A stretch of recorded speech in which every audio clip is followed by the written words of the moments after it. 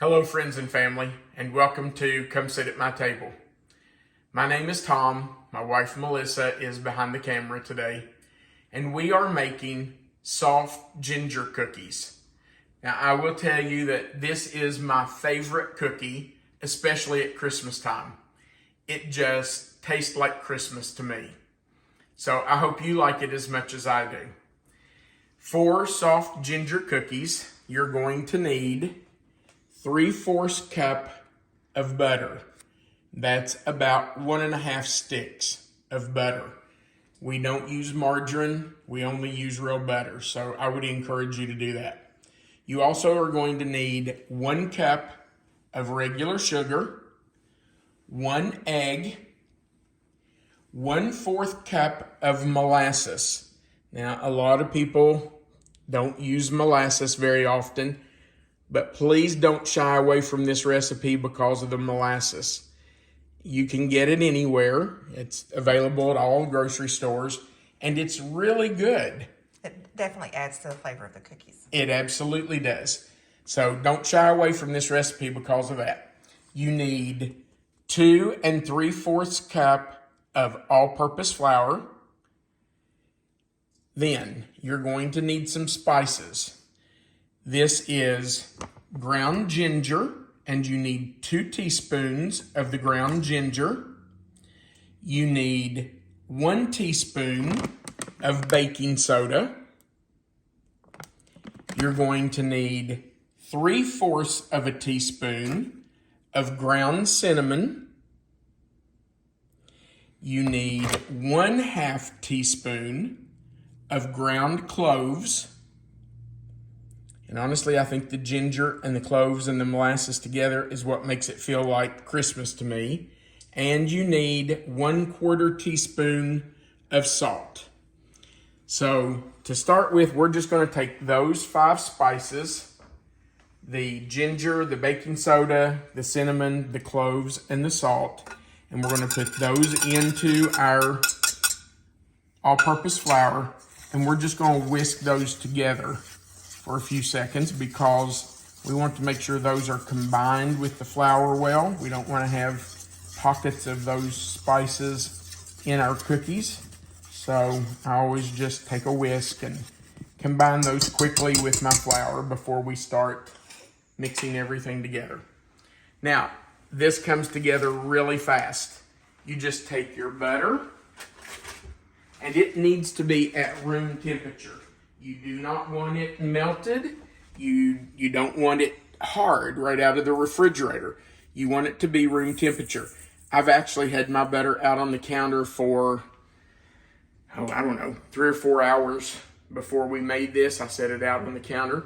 So we're going to start creaming that together and let it get mixed up well. Now it is the middle of December, so even with the butter sitting out, it's not like really soft. So I might have to kind of clean off the beater a little bit and try to get it to cream with the sugar. But you just want it to cream.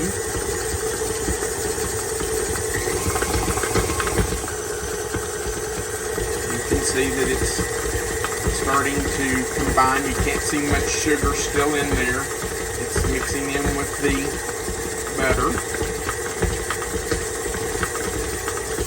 And when you feel like it has creamed together, now you can see there I've got a piece of butter right here that did not mix up.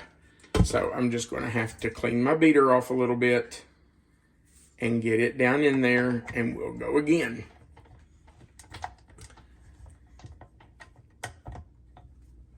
In the summer, that butter would have been very soft.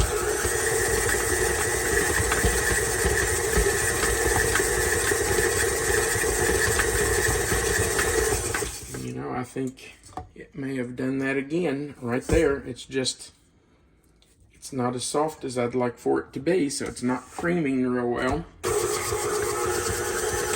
Yeah, I think that might have done it right there. Feels like it's, yeah, there it goes.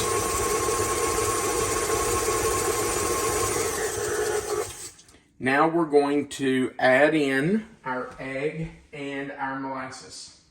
So here goes our egg. The whole thing in. And I'll put in our molasses. I'll just pick that up and put that right in there. And we want every drop of that molasses in there. You know, a lot of people never eat molasses. And I don't understand that. Molasses is really good. And if you think you don't like molasses, I bet you do. You just don't know it. If you like brown sugar, you like molasses. Because brown sugar is sugar with molasses in it. My papa had a real sweet tooth, and after every meal, 3 meals a day, he had something sweet. And it was usually either honey or molasses that he would mix with his bread every single meal. If I remember correctly, he would take a biscuit or a piece of bread and put butter on it, and then drizzle it with, or cover it. Or he would mix the molasses and honey with the butter first. Yeah, and then spread it on his bread. Now you can see how that's become very creamy.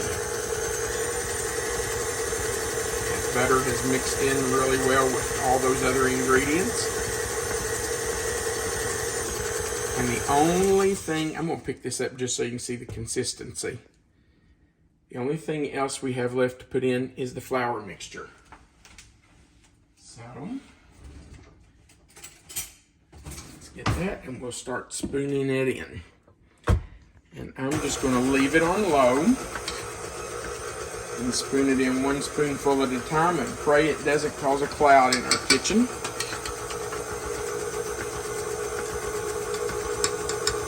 And when you get the first couple spoonfuls in, it's going to look very crumbly and almost dry. But then if you just let it keep going, it'll cream right back up. See how that looks kind of crumbly? But if it keeps running, it will just turn right back into a creamy mixture. Add your flour slowly. Now you don't want to over-mix this. If you over-mix it, your cookies will be really tough. You sure don't want that. So just add a spoonful at a time. These end up being really soft cookies. These are very soft cookies. That's why it's called soft ginger cookies. Okay, now I'm just going to put the rest of this in all together.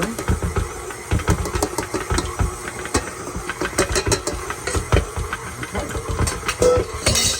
Now I'm just going to turn it on and let it mix. Make sure it gets all of that. I need to lock that in.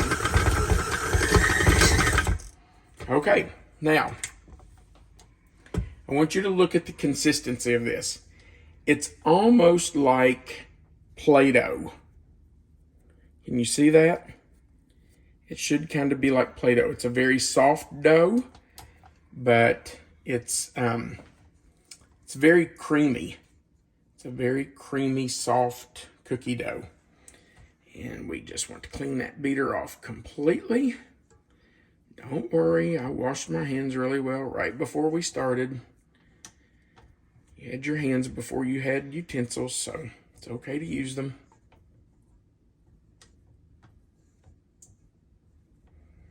We want every bit of that cookie dough off there.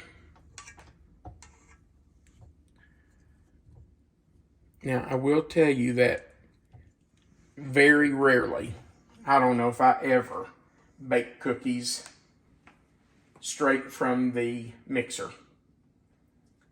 I just don't like cookies that are baked while they're room temperature.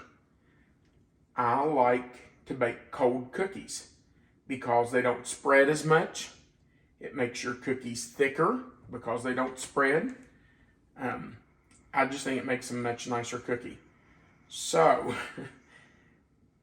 I always at least refrigerate my dough after I scoop it. But normally, we freeze our dough. We just, let me get a tea towel.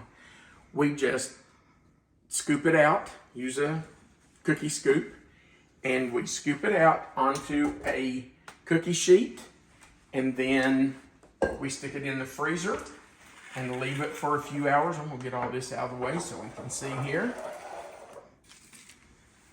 And we freeze the cookie dough. Now, let me grab a cookie scoop.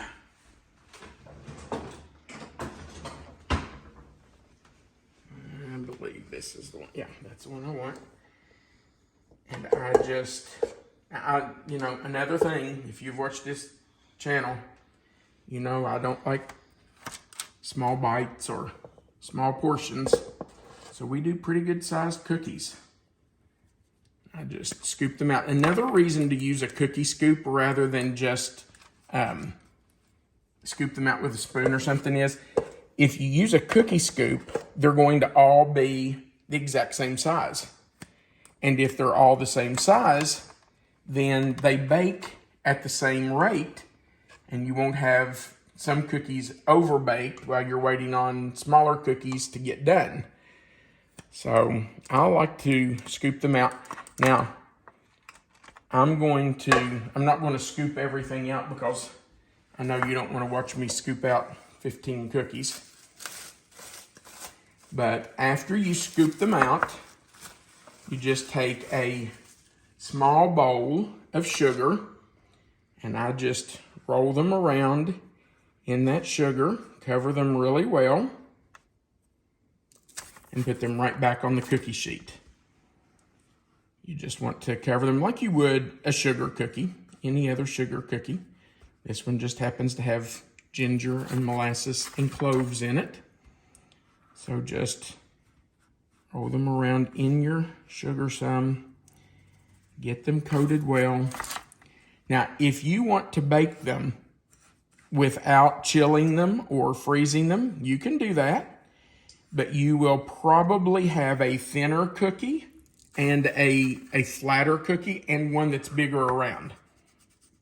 So after getting all of these on the cookie sheet, I would stick this in the freezer for a couple of hours. If I wasn't going to freeze them, I would at least put them in the refrigerator for a few hours to chill them, just so they wouldn't spread so much.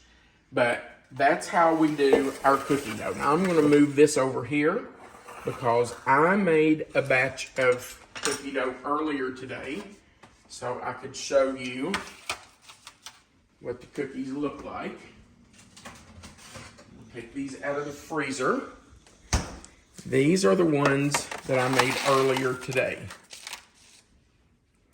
So you can see that they are frozen. They are hard as they can be. And we'll just take those off and put them on this baking sheet. I'll probably try to do, let's see if we can get 8 on here. They will spread some. They'll spread a little bit, but they won't spread nearly like they would if they were room temperature. And we will stick these in and let them bake. Let me see here. I think we baked them, yes, for 12 to 14 minutes. So I will set the timer for 12. When they are finished baking and they're ready to come out, we will come back and let you see what the cookies look like. All right, the cookies have been in for almost 14 minutes, about 13 and a half minutes, and I think they're pretty done. You don't want to overbake them. It's better to have them a little underdone because they will continue to bake once you take them out of the oven. And as soon as you take them out of the oven, or as soon as I take them out, I like to get them off the cookie sheet. And I get them onto the countertop just so they don't sit on that hot cookie sheet and keep baking too much. You don't want the bottoms to dry out. So we are ready to go. There's my timer.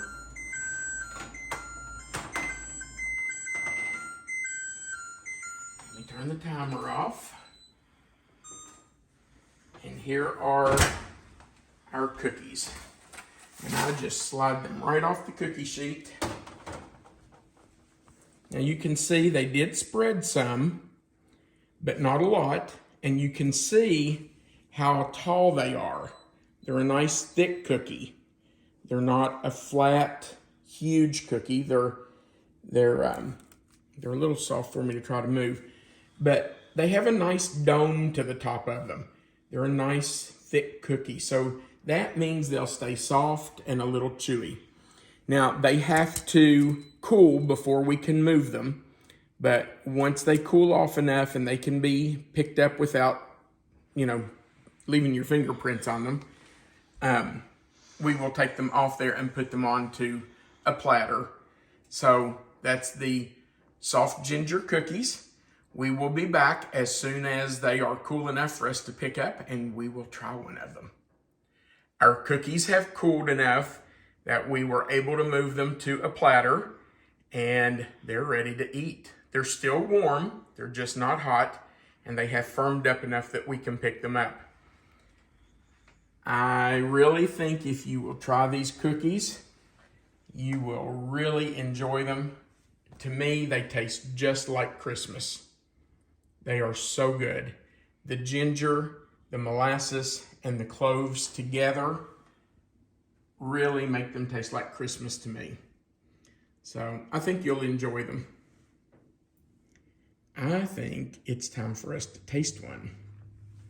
What do you think? Absolutely, they smell so nice. I'm gonna take that one right there. Man, they smell so good.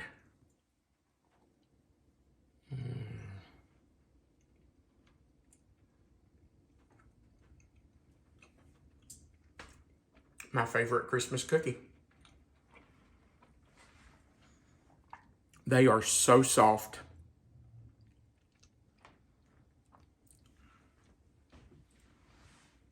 I love eating these while I'm drinking a mug of hot apple cider. It goes perfectly together. They are so good.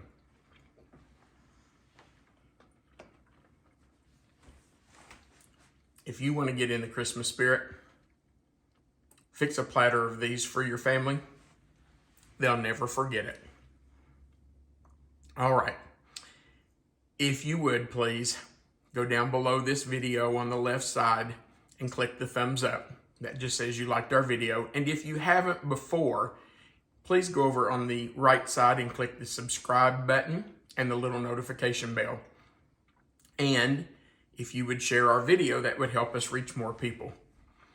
Also, if you want the written recipe, right below this video, there's a box that you can click on to expand the recipe. The written recipe is right below this video. All you have to do is click on that box where you see the title, and it will open and the written recipe will be right there. So if you want to write it down or copy it, you can. We hope you have a wonderful Christmas. We hope your family enjoys the holidays. And we want you to remember that you are always welcome to come sit at my table. Merry Christmas.